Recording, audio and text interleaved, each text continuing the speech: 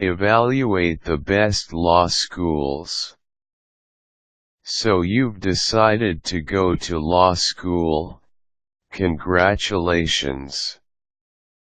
Now how do you choose the best law school? You could go a published ranking, such as the one put out by U.S. News and World Report, but relying solely on such lists is a big mistake. To understand why, you have to understand how the rankings are compiled. Different factors such as matriculation rate, bar passage rate, and statistics of teacher publications are quantified for a particular school and measured against those of other law schools. The law schools that boast the highest cumulative scores when all factors are considered are ranked as Tier 1 schools, the next grouping is Tier 2, and so on. If you select a Tier 1 school, the theory goes, you can be assured that your degree will be sufficient to qualify you for consideration in the most competitive large law firms, although that alone, of course, won't guarantee you a job. The problem, of course, is that different lists will produce different results, even though they all consider the same data. How can that be? It's because of the weight given to each factor. For one list, graduation rates may be more important than bar passage rates. For another list, the most important factor might be number of graduates placed in jobs within 1 year. Instead of relying on some faceless magazine editor to decide which factors are most important for your education and your career prospects, evaluate law schools based on your own needs.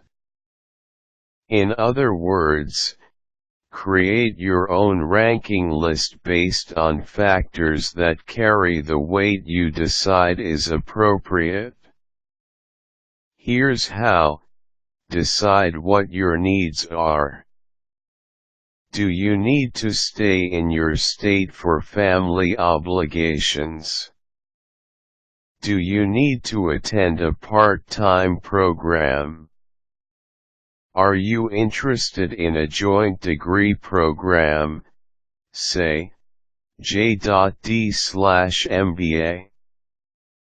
What class size do you prefer and do your best work in?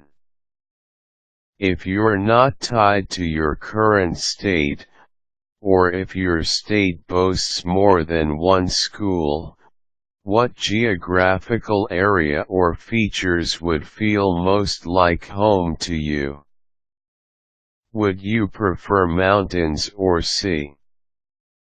Small town or large city? Are you interested in a particular program or course of study? You wouldn't necessarily choose a school in a landlocked Midwest state if your dream is to open your own admiralty practice, for instance. Whatever is important to you, list those factors that will help you decide which schools are most likely to deliver. Next, decide which of those factors are musts, and which are desires. Ask yourself, if a law school was free and had every single one of these factors except factor A, would I go? If the answer is no, then factor A is a mandatory factor. If the answer is yes, then it's a desired factor. Sort the law schools according to your criteria. One helpful format for this kind of analysis is a matrix. List the factors you've decided on in step 1 across the top of a spreadsheet or table in a word processing document. Down the left side of the table or spreadsheet, list 20 schools that appear to meet your minimum criteria. Let's take a hypothetical potential student, Sam.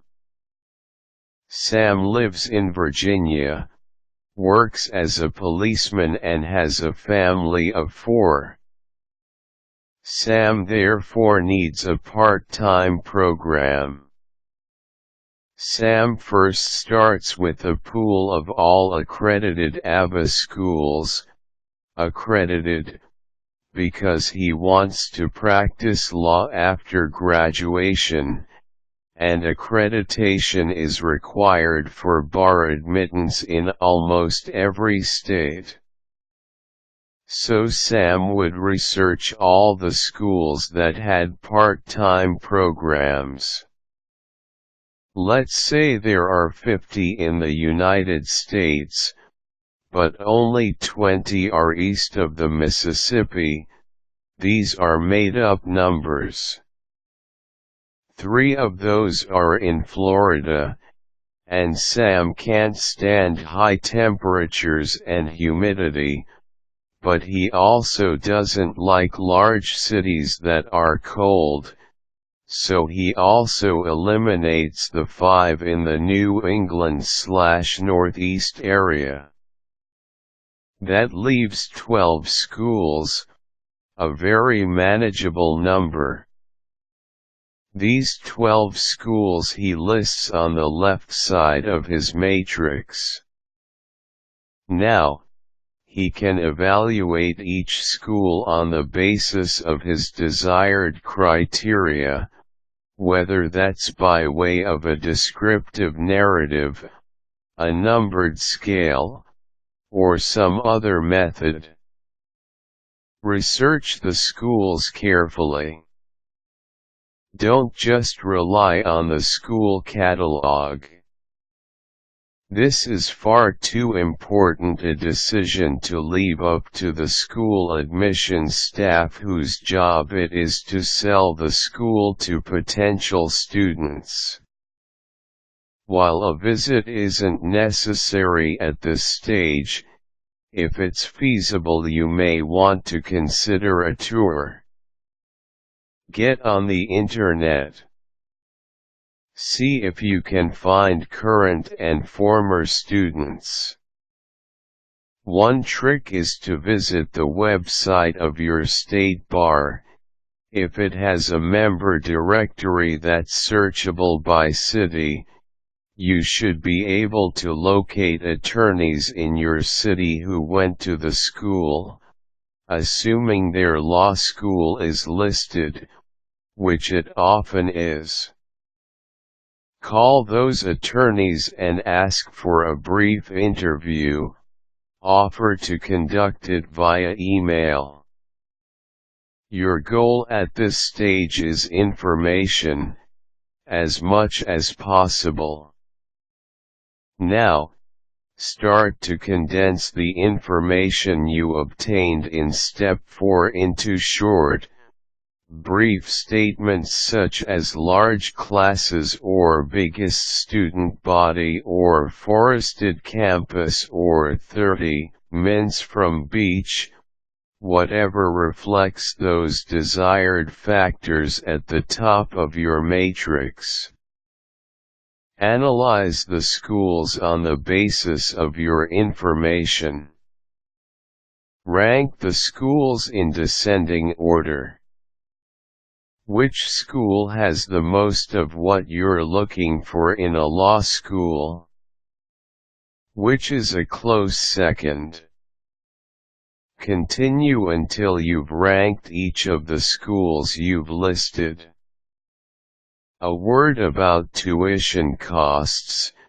To the greatest extent possible, given your unique circumstances, try not to evaluate schools based on cost of tuition. The reasons for this are simple. First, cost is not a reliable predictor of value in law schools.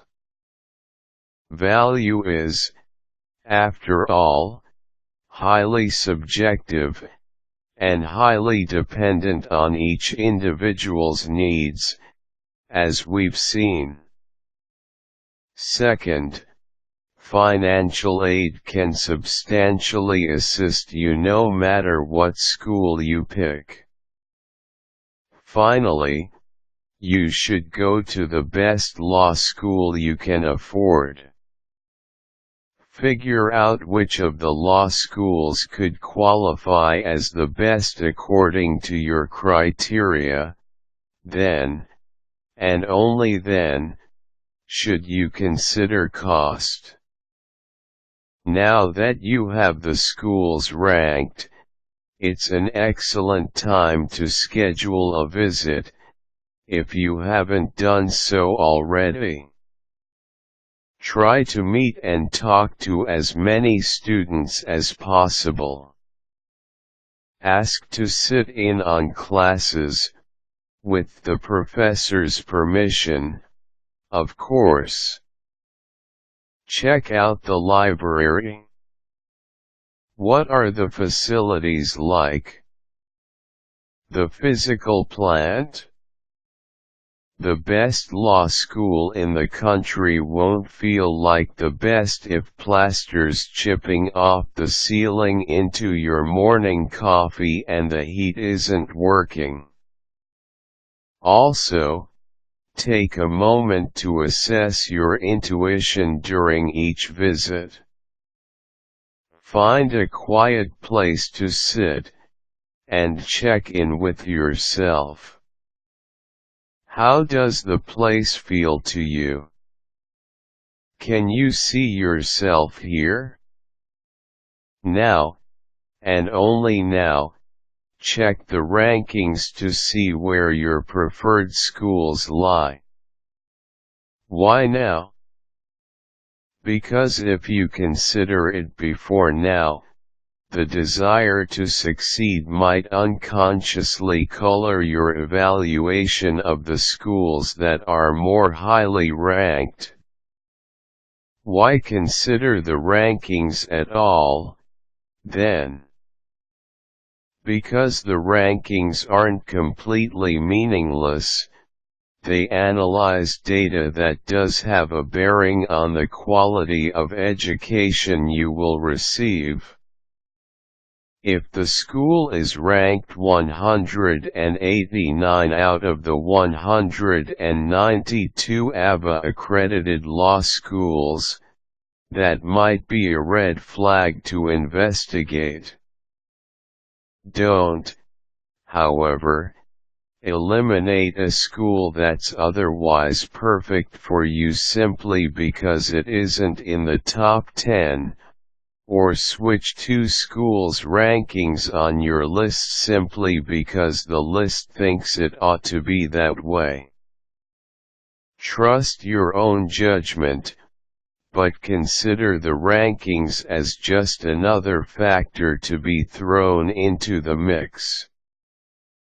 Adjust your rankings accordingly.